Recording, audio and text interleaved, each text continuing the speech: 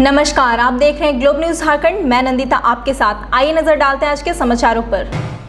रांची के राजन कुमार सिंह ने झारखंड हाईकोर्ट में ई पास की खामियों को लेकर के एक जनहित याचिका दायर की है। याचिका पर जल्द सुनवाई के लिए भी अदालत से विशेष आग्रह किया गया है।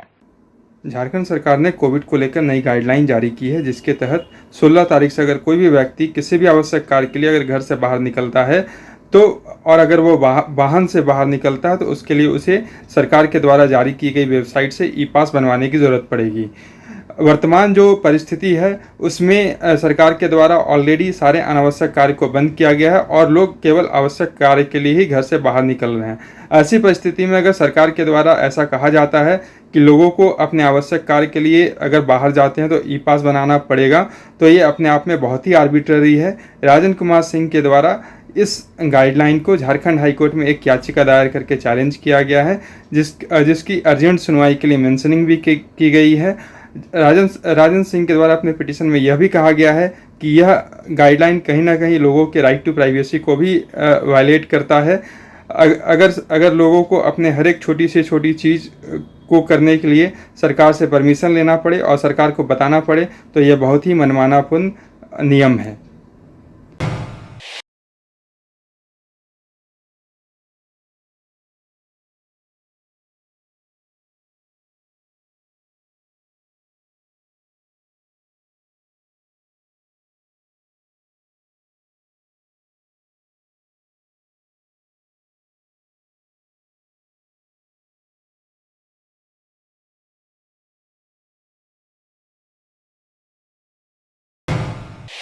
झारखंड की महिला थानेदार रूपा तिर्की की मौत मामले में पूर्व मुख्यमंत्री रघुवर दास ने राज्य के मुख्यमंत्री हेमंत सोरेन से सीबीआई जांच करवाने की मांग की है।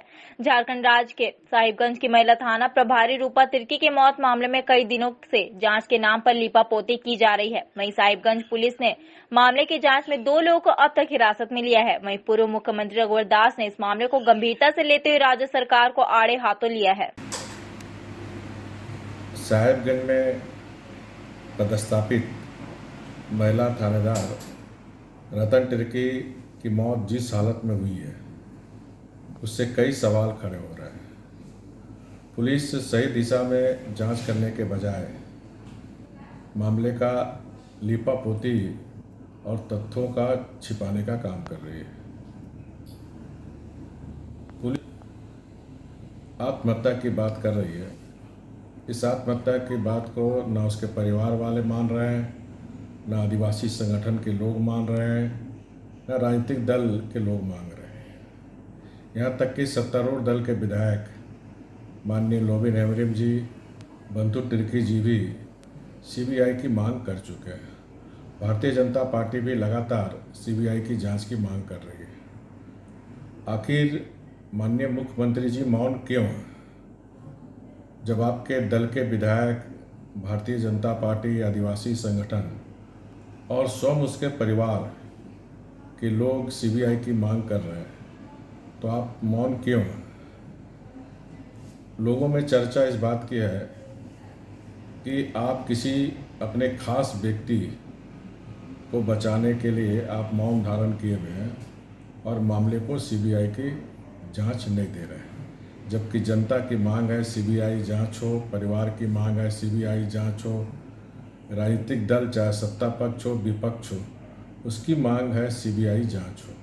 तो सीबीआई जांच अविलंब आप कराएं, मेरा आपसे अनुरोध है, ताकि दूध का दूध और पानी का पानी हो जाए। और आपके मुख्यमंत्री बनने के बाद से लगातार आदिवासियों पर कहार बरपा जा रहा है। चाईबासा में भी 7 आदिवासियों की हत्या, लोहरदगा में भी भाई बहन की हत्या, यहाँ तक कि आपके छेद बरहेट में भी 5वीं क्लास की बच्ची ट्यूशन पढ़ के आ रही थी, आदिवासी बच्ची, उसकी भी बलात्कार करके हत्या करना। इस तरह आपके मुख्यमंत्री बनने के बाद लगातार आदिवासी, दलित पर अत्याचार हो रहे हैं, लेकिन आपकी सरकार मौन धारण की हुई है। मैं आपसे मांग करता हूं, क्योंकि आप बयानवीर मुख्यमंत्री हैं, हर बात पर बयान देते हैं, इस मामले पर चुप क्यों, ये जनता जानना चाहती है। उसी साहेबगंज में सिद्धू कान्हू के वंशज रामेश्वर मुर्मू की हत्या हुई थी। तब भी आप मौन धारण किए हुए थे और जनता के दबाव पर आपने एफआईआर लॉन्च किया। उस समय भी मांग सीबीआई की थी। आपने मौखिक सीबीआई की बात कही थी, लेकिन आज तक वो मामला सीबीआई में गया कि नहीं गया, आज वो भी संदेहात्मक है, क्योंकि आज तक सीबीआई उसमें जांच करने में आज तक उस पीड़ित परिवार तक नहीं पहुंच पाई है।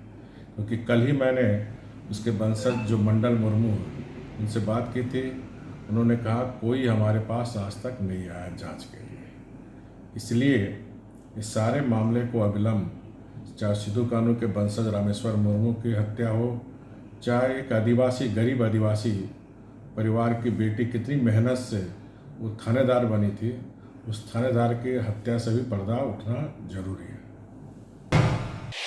पिछले दिनों शहर में बढ़ते कोरोना मरीजों की संख्या को देखते हुए सांची स्थित सेंट्रल गुरुद्वारा प्रबंधन कमेटी की ओर से मॉडर्न स्कूल परिसर में कोविड केयर सेंटर का निर्माण किया गया था, जहां आने वाले संक्रमित मरीजों को निःशुल्क सेवा दी जा रही है। उन्हें ऑक्सीजन से लेकर भोजन की व्यवस्था भी सीजीपीसी के द्वारा किया जा रहा है।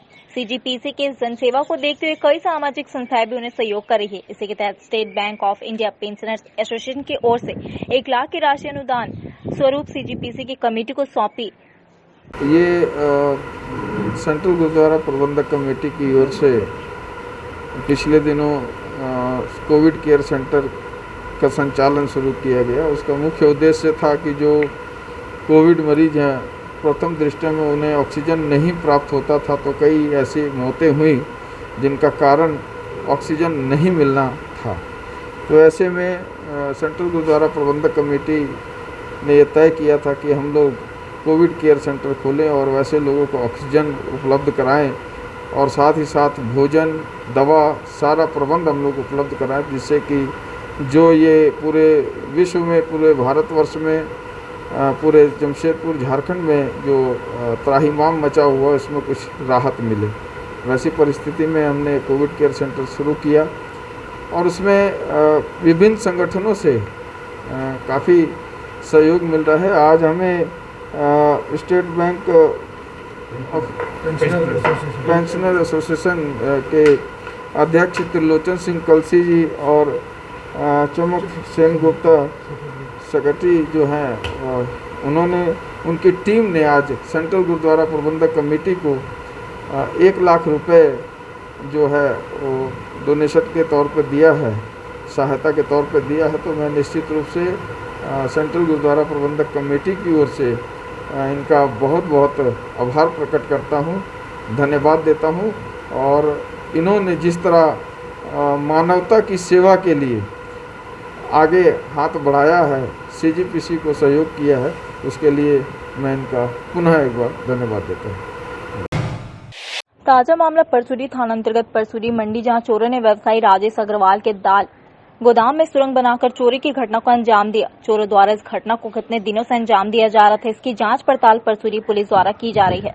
शनिवार को लोडिंग अनलोडिंग करने के लिए जैसे ही कर्मचारी गोदाम पहुंचे तो उन्होंने देखा गोदाम के अंदर सुरंग बना हुआ है और गोदाम के पीछे झंगाड़ियों में दाल का कट्टा गिरा हुआ है। वहीं अनुमान लगाया जा रहा है कि चोरों द्वारा लगभग 10,000 मूल्य के दाल के कट्टे पर हाथ साफ किया गया। हालांकि पुलिस मामले की जांच पड़ताल में जुटी है। जितने भी परसुरी मंडी के गार्ड हैं, उनसे पूछताछ की जा रही है। देखे अब कि कर्मचारी आके बोला कि जे भाई इतना माल के मतलब दुकान में उठाया है, तो देखा पीछे दीवार कटा हुआ है। दीवार कटा हुआ पीछे जाके देखे तो देखे कि ये 10-12 कट्टा बाहर में पड़ा हुआ है। लगभग 3-4 कट्टा 5 कट्टा का माल शॉर्ट है और 10,000 के लगभग। मतलब ये जो 10 कट्टा का मूल्य कितना होगा? लगभग 10,000 रुपया। ये किसके, कौन है यहाँ के जो मालिक, कौन है, क्या नाम है उनका? आकाश ट्रेडिंग कंपनी। क्या नाम है उनका? राजेश कुमार अग्रवाल। वो नहीं है यहाँ शहर में? वहाँ नहीं है, बाहर में। पुलिस आई है, जांच पड़ताल कर रही है, कुछ पता चल पाया अब तक? नहीं, अभी तक तो कुछ पता नहीं चला है। आसपास सीसीटीवी फुटेज खंगाला जा रहा है? खंगाला जा रहा है, लेकिन अभी पता नहीं चला है। क्या नाम हुआ आपका? मिथिलेश कुमार। आप ही के देख रेख में है गोदाम अभी? हाँ, हमारी देख रेख में। कोरोना महामारी के दूसरे लहर में भाजपाइयों को एक बार फिर से मोदी आहार की याद आई। शनिवार को जमशेदपुर महानगर भाजपा की सभी इकाइयों की ओर से कोल्हान के सबसे बड़े सरकारी अस्पताल एमजीएम अस्पताल के सफाई कर्मियों, एम्बुलेंस कर्मियों और सुदूरवर्ती ग्रामीण क्षेत्रों से अपने परिजनों को इलाज कराने पहुंचे मरीजों के परिजनों के लिए शुद्ध शाकाहारी भोजन दिया गया।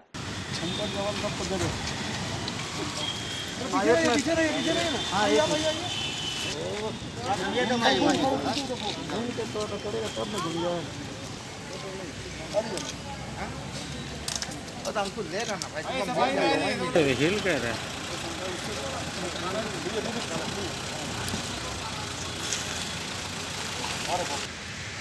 हाँ, अब लीजिए आप।